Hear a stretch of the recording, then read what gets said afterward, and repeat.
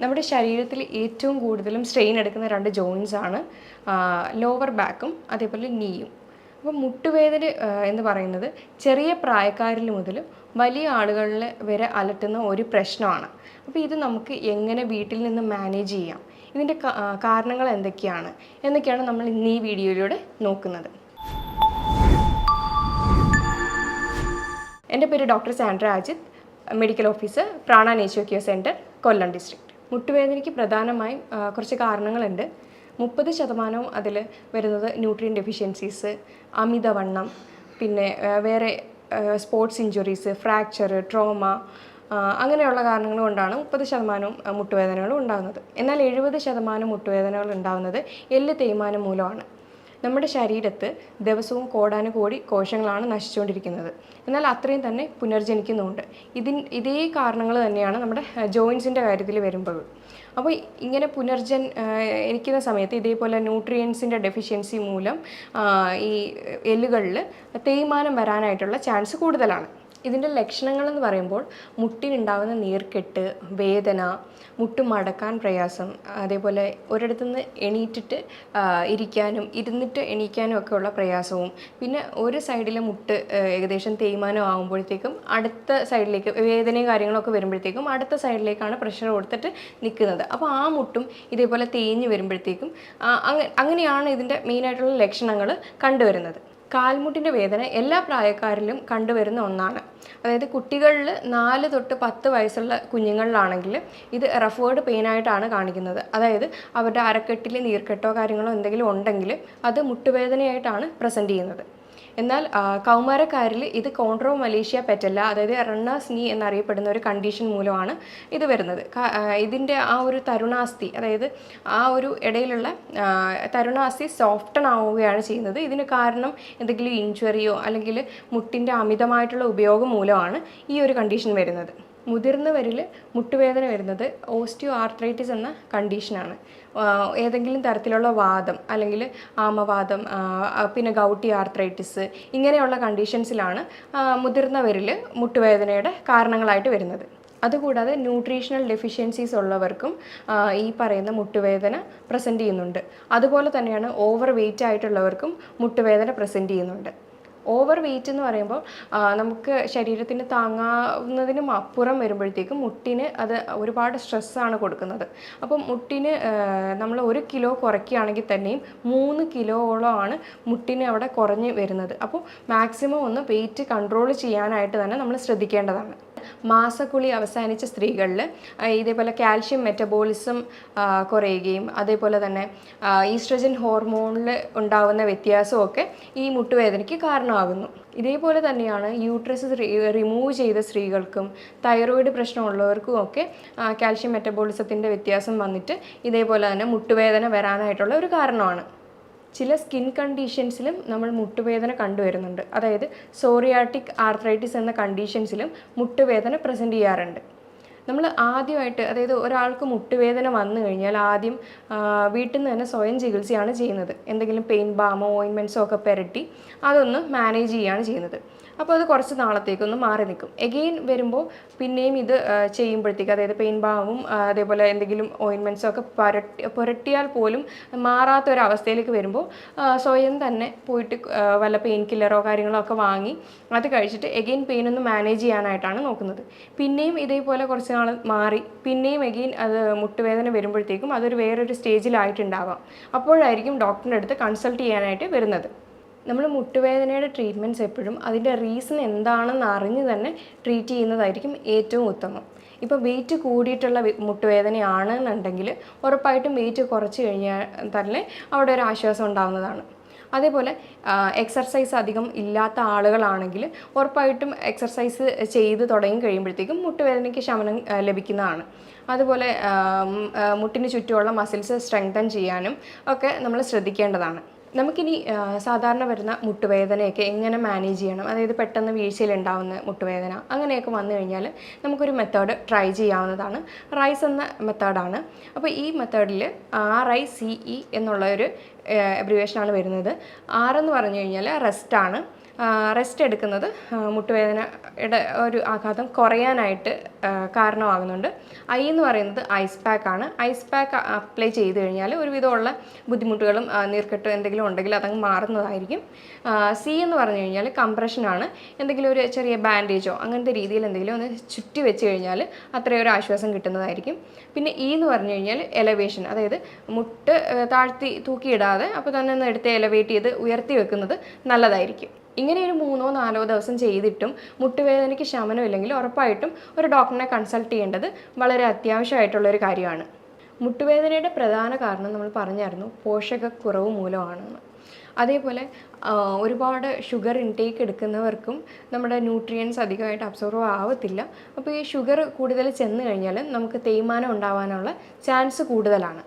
ഇത് തന്നെയാണ് കുഞ്ഞുങ്ങൾക്കും മുട്ടുവേദന വരാനായിട്ടുള്ള ഒരു കാരണം അവരും കൂടുതലും ഷുഗർ കണ്ടൻ്റാണ് അധികമായിട്ട് എടുക്കുന്നത്. അപ്പോൾ ന്യൂട്രിയൻസിൻ്റെ അബ്സോർപ്ഷൻ കുറഞ്ഞിട്ട് ഈ ഒരു മുട്ടുവേദന എന്നുള്ള ഒരു സ്റ്റേജിലേക്ക് എത്താനായിട്ടുള്ള ചാൻസ് കൂടുതലാണ്. പിന്നെ അതുപോലെ തന്നെ ഒരു തെറ്റിദ്ധാരണയുണ്ട്, മുട്ടുവേദന വന്നു കഴിഞ്ഞാൽ ഉടനെ വിചാരിക്കും ഓക്കെ അത് കാൽഷ്യത്തിൻ്റെ ഡെഫിഷ്യൻസിയാണ് എന്ന് പറഞ്ഞിട്ട് പോയിട്ട് സ്വയമായിട്ട് തന്നെ ഒരു കാൽഷ്യം സപ്ലിമെൻ്റൊക്കെ വാങ്ങിച്ച് കഴിക്കുന്നവരാണ് നമ്മളിൽ പലരും. എന്നാൽ കാൽഷ്യം മാത്രം കഴിച്ചു കഴിഞ്ഞാൽ ഇതിനൊരു കാരണമാകുന്നുണ്ടോ എന്നുള്ളത് ആരും ചിന്തിക്കുന്നില്ല. ഇങ്ങനെ അധികമായിട്ട് കാൽഷ്യത്തിൻ്റെ സപ്ലിമെൻറ്റ്സ് എടുക്കുകയാണെങ്കിൽ ചിലപ്പോൾ അത് കിഡ്നി സ്റ്റോൺസ് എന്നുള്ള ഫോർമേഷനിലേക്ക് മാറാനായിട്ടുള്ള ഒരു ചാൻസും കൂടുതലാണ്. അതേപോലെ അതിന് അത്യാവശ്യമായിട്ടുള്ള വൈറ്റമിൻസും മിനറൽസും നമുക്ക് സപ്ലിമെൻറ്റ്സ് വഴിയോ അല്ലെങ്കിൽ ഫുഡ് വഴിയോ എടുക്കാവുന്നതാണ്. ആവശ്യമുള്ള പോഷകങ്ങൾ നമുക്ക് അതായത് വൈറ്റമിൻസ് ആയാലും മിനറൽസ് ആയാലും നമുക്ക് സപ്ലിമെൻറ്റ് വഴിയും അഥവാ ഫുഡ് വഴി എടുക്കാവുന്നതാണ്. പ്രധാനമായിട്ട് കാൽഷ്യവും വൈറ്റമിൻ ഡിയുമാണ്. കാൽഷ്യം എടുക്കുമ്പോൾ അതിൻ്റെ കൂടെ വൈറ്റമിൻ ഡി എടുക്കേണ്ടത് അത്യാവശ്യമാണ്. വൈറ്റമിൻ ഡി ഉണ്ടെങ്കിൽ മാത്രമാണ് കാൽഷ്യം നന്നായിട്ട് അബ്സോർബ് ആവുന്നത്. അതുപോലെ തന്നെയാണ് ഗ്ലൂക്കോസമൈൻ എന്ന് പറയുന്ന ഒരു കണ്ടൻറ്റ്, അത് നമുക്ക് ഉള്ളിൽ ചെല്ലുമ്പോൾ ഹൈപ്പോ അസിഡിറ്റി എന്ന കണ്ടീഷൻസിനെ അത് കോപ്പപ്പ് ചെയ്ത് നമുക്ക് ആ ഒരു ബുദ്ധിമുട്ട് കുറച്ച് നമുക്ക് നല്ലൊരു, അതായത് ഹൈപ്പോ അസിഡിറ്റി കണ്ടീഷൻസിൽ മുട്ടുവേദന വരാനായിട്ടുള്ള ചാൻസ് ഉണ്ട്. അതുപോലെ തന്നെയാണ് മുട്ടിൻ്റെ ഇടയിലുള്ള ഫ്ലൂയിഡ് പുനർനിർമ്മിക്കാനായിട്ട് ഗ്ലൂക്കോസമൈൻ വളരെ അത്യാവശ്യമായിട്ടുള്ളൊരു കാര്യമാണ്. അപ്പോൾ അവിടെ എന്തെങ്കിലും നീർക്കെട്ടോ കാര്യങ്ങളോ ഉണ്ടെങ്കിൽ ഈ ഗ്ലൂക്കോസമൈൻ എന്ന കണ്ടൻറ്റ് അതവിടെ കുറച്ച് കൊണ്ടുവരികയാണ് ചെയ്യുന്നത്. അതേപോലെ തന്നെ അത്യാവശ്യമായിട്ടുള്ളതാണ് മഗ്നീഷ്യവും വൈറ്റമിൻ സിയും. അതേപോലെ മഗ്നീഷ്യം നന്നായിട്ട് ആക്റ്റീവ് ഫോമിലേക്ക് അബ്സോർബ് ആവണമെങ്കിൽ വൈറ്റമിൻ സിയും കൂടെ എടുക്കുന്നത് വളരെ നല്ലൊരു കാര്യമാണ്. ഇനി മുട്ടുവേദനയ്ക്ക് വേണ്ടുന്ന മറ്റ് കുറച്ച് മിനറൽസിൻ്റെ ഏതൊക്കെയാണെന്ന് നമുക്ക് നോക്കാം. സിങ്ക് വളരെ അത്യാവശ്യമായിട്ടുള്ള ഒരു മിനറലാണ്.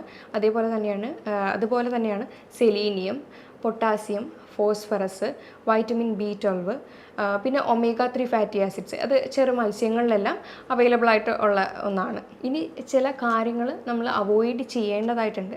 അതായത് കഫൈൻ്റെ ഉപയോഗം ഉണ്ടെങ്കിൽ അതൊക്കെ ഒന്ന് ഒഴിവാക്കുക. അങ്ങനെയുണ്ട് കഫൈനായാലും നമ്മൾ ടാനിൻ, അതായത് ടീയിലടങ്ങിയ കണ്ടൻ്റാണ്. അപ്പോൾ ഇതൊക്കെ ഉണ്ടെങ്കിൽ കാൽഷ്യത്തിൻ്റെ ആയാലും അയണിൻ്റെ ആയാലും അബ്സോർപ്ഷൻ കറക്റ്റായിട്ട് നടക്കത്തില്ല. അത് ചിലർ കൂടുതലും ഭക്ഷണത്തിൻ്റെ കൂടെയാണ് ചായ ആയാലും കാപ്പി ആയാലും കുടിക്കുന്നത്. അപ്പോൾ നമ്മുടെ ന്യൂട്രിയൻസ് അബ്സോർപ്ഷൻ കറക്റ്റായിട്ട് നടക്കത്തില്ല.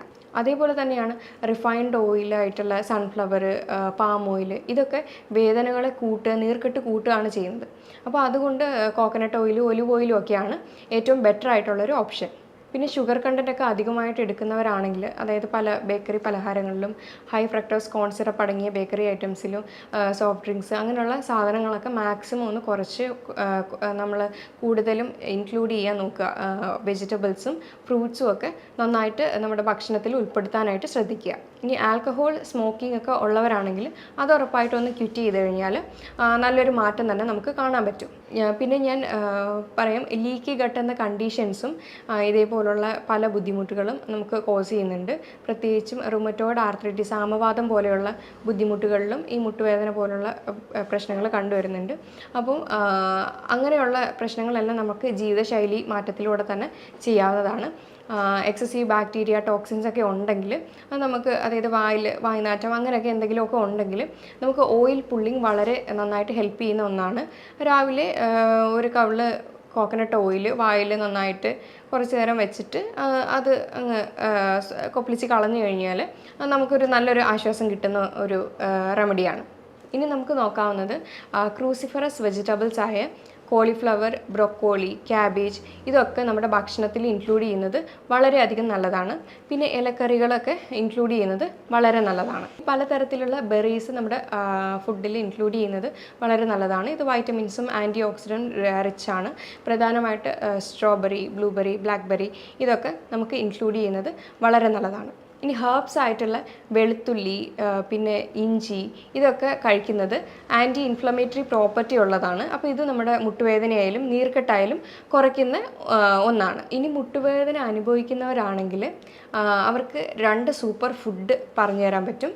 എങ്ങനെയാണെന്ന് വെച്ച് കഴിഞ്ഞാൽ, ആദ്യത്തേത് റാഗി പൗഡർ റോസ്റ്റ് ചെയ്തെടുക്കുക നന്നായിട്ട്.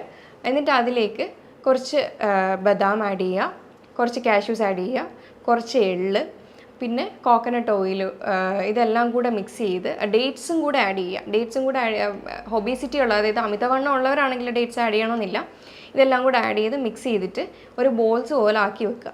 എന്നിട്ട് ഇത് ഒരു നേരത്തെ ഫുഡായിട്ട് എടുക്കുകയാണെങ്കിൽ ഇതിനകത്തുള്ള ന്യൂട്രിയൻസും വൈറ്റമിൻസ് ആയാലും മിനറൽസ് ആയാലും നമ്മുടെ ഈ എല്ല് തേയ്മാനത്തിനും ഒക്കെ ബെറ്റർ ആയിട്ടുള്ളൊരു ഫുഡ് ഓപ്ഷനാണ്. അതുപോലെ തന്നെയാണ് ബോൺ ബ്രോത്ത് സൂപ്പ്. എല്ല് കൊണ്ടുണ്ടാക്കിയ സൂപ്പ് കഴിക്കുകയാണെങ്കിൽ ഇതിനകത്ത് ഗ്ലൂക്കോസമൈനും കൊളാജനും ഒക്കെ ഒരുപാട് അടങ്ങിയിട്ടുണ്ട്. അപ്പോൾ ഇതും നമുക്ക് നല്ലൊരു റെമഡിയാണ്. ഇനി വെയിറ്റ് കാരണമാണ് മുട്ടുവേദന അനുഭവിക്കുന്നെങ്കിൽ വെയിറ്റ് റിഡക്ഷൻ ചെയ്യുക. വെയിറ്റ് റിഡക്ഷൻ അതായത് അതിനൊരു ഇക്വേഷൻ ഉണ്ട്. എങ്ങനെയാണെന്ന് വെച്ച് കഴിഞ്ഞാൽ, ഹൈറ്റ് ഇൻ സെൻറ്റിമീറ്റർ മൈനസ് 1 ടൺ എന്നുള്ള രീതിയിൽ നോക്കിക്കഴിഞ്ഞു കഴിഞ്ഞാൽ നമ്മുടെ ഐഡിയൽ വെയിറ്റ് കിട്ടും. ഇപ്പോൾ 170 സെൻറ്റിമീറ്റർ ഉള്ള ഒരാളാണെങ്കിൽ മൈനസ് 110 ചെയ്യുവാണെങ്കിൽ കറക്റ്റ് 60 കിട്ടുന്നത്. അപ്പോൾ അങ്ങനെ ചെയ്യുമ്പോൾ അതാണ് ആ ആളുടെ ഐഡിയൽ വെയിറ്റ് ആയിട്ട് വരുന്നത്. അപ്പോൾ ഇങ്ങനെ നോക്കിക്കഴിഞ്ഞാൽ നമ്മുടെ വെയിറ്റ് ഒന്ന് മാനേജ് ചെയ്തുകൊണ്ട് നമുക്ക് പോകാനായിട്ട് കഴിയും. ഇനി ഇതിന് നാച്ചുറോപ്പതി ലെവലിൽ നോക്കുകയാണെങ്കിൽ ഒരുപാട് ടൈപ്പ് ട്രീറ്റ്മെൻറ്റ്സ് അവൈലബിൾ ആണ്. പ്രത്യേകിച്ചും acupuncture, acupressure, physiotherapy, massage, yoga ഇതൊക്കെ ചെയ്ത് കഴിഞ്ഞാൽ തന്നെ ഇതിന് നല്ലൊരു റിലാക്സേഷൻ തന്നെ കിട്ടുന്നതായിരിക്കും. സ്റ്റാർട്ടിങ്ങിൽ തന്നെ മുട്ടുവേദന കണ്ടെത്തി ട്രീറ്റ് ചെയ്യുകയാണെങ്കിൽ ഒരുപാട് മാറ്റങ്ങൾ നമുക്ക് കൊണ്ടുവരാൻ കഴിയും. ഇത് ലേറ്റ് ആകും തോറും അതിൻ്റെ ബുദ്ധിമുട്ടുകളാണ് കൂടിക്കൊണ്ടിരിക്കുന്നത്. ഇനി നമുക്ക് വീട്ടിൽ തന്നെ ഇതെങ്ങനെ മാനേജ് ചെയ്യാം, അതായത് ഒരു പരിധി വരെയുള്ള മുട്ടുവേദന നമുക്ക് വീട്ടിൽ തന്നെ മാനേജ് ചെയ്യാനായിട്ട് കഴിയും. അതിന് നമുക്ക് വീട്ടിൽ തന്നെ ചെയ്യാവുന്ന കുറച്ച് എക്സസൈസ് തെറാപ്പി ഏതൊക്കെയാണെന്ന് പറഞ്ഞുതരാം. അതിന് നീ ഐസോമെട്രിക് എക്സസൈസ് എന്ന് പറയും. ഇതേപോലെ ഒരു കട്ടിയുള്ള ടവല് നമ്മുടെ കാലിൻ്റെ മുട്ടിൻ്റെ അടിയിലെ ഭാഗത്തായിട്ട് വെക്കുക. വെച്ചതിന് ശേഷം ഇങ്ങനെ റിലാക്സ് ആയിട്ട് കിടക്കുക. കാല് രണ്ടും അടുപ്പിച്ച് വെച്ചതിന് ശേഷം ഇങ്ങനെ ചെറുതായിട്ട് പ്രഷർ ടവലിലേക്ക് കൊടുക്കുക. അപ്പോൾ നമ്മുടെ കണങ്കാലിൻ്റെ ആ ഒരു വശം മെല്ലെ പൊങ്ങുകയാണ് ചെയ്യുന്നത്. അങ്ങനെ ഒരു 10 സെക്കൻഡ് ഹോൾഡ് ചെയ്യുക. അതിനുശേഷം പതിയെ റിലീസ് ചെയ്യുക. എഗെയിൻ അങ്ങനെ ഒരു 10 സെറ്റോളം ഈ ഒരു എക്സസൈസ് ചെയ്യാവുന്നതാണ്. നന്നായിട്ട് ടവലിലേക്ക് പ്രസ് ചെയ്യുക. അതേപോലെ റിലാക്സ് ചെയ്യുക. ബ്രീത്തിങ് വന്നിട്ട് നോർമൽ ബ്രീത്തിങ് ആയിരിക്കണം ചെയ്യേണ്ടത്.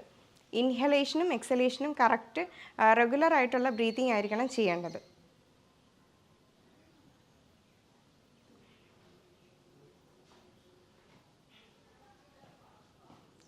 ഇതാണ് ആദ്യത്തെ എക്സസൈസ്. ഇത് രണ്ടാമത്തെ എക്സസൈസാണ്. മാറ്റിലേക്ക് ഇങ്ങനെ നിവർന്ന് കിടക്കുക. കാലുകൾ രണ്ടും അടുപ്പിച്ച് വെക്കുക, കൈകൾ രണ്ടും അടുപ്പിച്ച് വെക്കുക. ബ്രീത്തിങ് നോർമൽ ബ്രീത്തിങ് ആണ്. ഇതും ഒരു 10 സെറ്റോളം ചെയ്യാവുന്നതാണ്. ഇതിന് ആംഗിൾ പമ്പിങ് എക്സസൈസ് എന്ന് പറയും.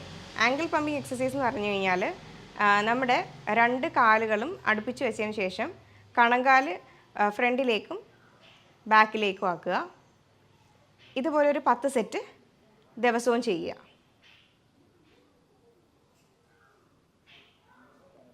അപ്പോൾ ഇങ്ങനെ ചെയ്യുമ്പോൾ മസിൽസും അവിടുത്തെയുള്ള പേശികളെല്ലാം സ്ട്രെങ്തൻ ആവുകയാണ് ചെയ്യുന്നത്. ഇനി മൂന്നാമത്തെ എക്സർസൈസാണ്. കാലുകൾ രണ്ടും നേരെ വെക്കുക, കൈകൾ രണ്ടും ശരീരത്തോട് അടുപ്പിച്ച് വെക്കുക. എന്നിട്ട് ഓരോ കാലുകളായിട്ട് മാറ്റിൽ കുത്തി വെക്കുക. എന്നിട്ട് ചെറിയൊരു ഗ്യാപ്പ് കാലിൻ്റെ ഇടയിൽ കൊടുക്കുക.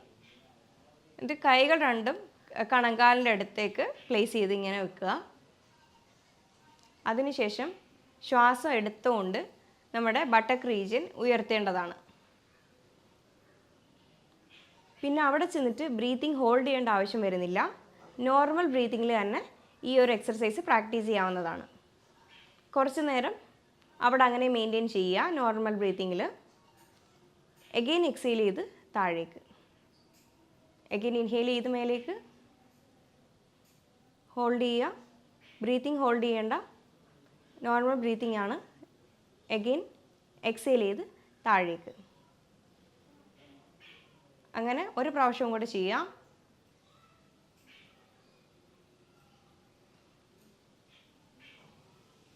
ഇങ്ങനെ എത്ര ടൈം നമുക്ക് ഹോൾഡ് ചെയ്യാൻ പറ്റുന്നോ അങ്ങനെ മെയിൻറ്റെയിൻ തന്നെ ചെയ്ത് നിന്നാൽ നല്ലതായിരിക്കും. പിന്നെ ഇതിന് ബ്രീത്തിങ് ഹോൾഡ് ചെയ്ത് ചെയ്യണ്ട എന്ന് പറഞ്ഞതിൻ്റെ കാരണം തന്നെ ചിലപ്പോൾ എന്തെങ്കിലും മസിൽ ക്രാംസോ അല്ലെങ്കിൽ മസിൽ കയറി പിടുത്തം ഒക്കെ വരാനായിട്ടുള്ള ചാൻസ് കൂടുതലാണ്. അതുകൊണ്ട് ഇതിന് ബ്രീത്തിങ് വളരെ ഇമ്പോർട്ടൻ്റ് ആയിട്ടുള്ള ഒരു കാര്യമാണ്. അപ്പോൾ ഇത്രയൊക്കെ ചെയ്താൽ തന്നെ ദിവസവും 1-2 പ്രാവശ്യം ഈ പറയുന്ന എക്സർസൈസ് എല്ലാം ചെയ്തു കഴിഞ്ഞാൽ തന്നെ ഒരു പരിധി വരെയുള്ള മുട്ടുവേദന നമുക്ക് വീട്ടിൽ നിന്ന് തന്നെ കുറയ്ക്കാൻ പറ്റും. ഈ എക്സർസൈസ് മാത്രം ചെയ്തുകൊണ്ട് ഒരിക്കലും ഒരു കാര്യമില്ല. ഞാൻ നേരത്തെ വീഡിയോയിലൂടെ പറഞ്ഞതുപോലെ ആ ഭക്ഷണങ്ങളും സപ്ലിമെൻറ്റ്സ് എടുക്കണമെങ്കിൽ അങ്ങനെയും എടുക്കുക. എന്നാൽ അതിൻ്റെ കൂടെ ഈ ഒരു എക്സർസൈസുകളും കാര്യങ്ങളൊക്കെ ചെയ്യുമ്പോഴായിരിക്കും നല്ലൊരു മാറ്റമായിട്ട് വരുന്നത്. ഇനി യോഗാസനാസ് നോക്കുകയാണെങ്കിൽ അത് നീ ബെൻഡ് ചെയ്തിട്ട് ഇല്ല സിറ്റിംഗ് പോസ്ചറിൽ കുറച്ച് നേരം ഇരിക്കുക, അതേപോലെ റിലാക്സ് ചെയ്യുക. ഇത് ഒരുപാട് വേദന ഉള്ളവരാണെങ്കിൽ അത് ചെയ്യാതിരിക്കുന്നതായിരിക്കും നല്ലത്. ഒരു ചെറിയ വേദനയൊക്കെ ആണെങ്കിൽ ഈ ഒരു എക്സസൈസ് തന്നെ ചെയ്തു നോക്കുക. നമ്മുടെ മസിൽസും മുട്ടിന് ചുറ്റുമുള്ള പേശികളും ഒക്കെ സ്ട്രെങ്തൻ ആവുകയാണ് ചെയ്യുന്നത്. പിന്നെ അതുപോലെ തന്നെയാണ് താടാസന. താടാസന എന്ന് പറയുമ്പോൾ നമ്മുടെ കാലിലെ വിരലുകളിൽ മാത്രം നിൽക്കുന്ന ഒരു എക്സസൈസാണ്.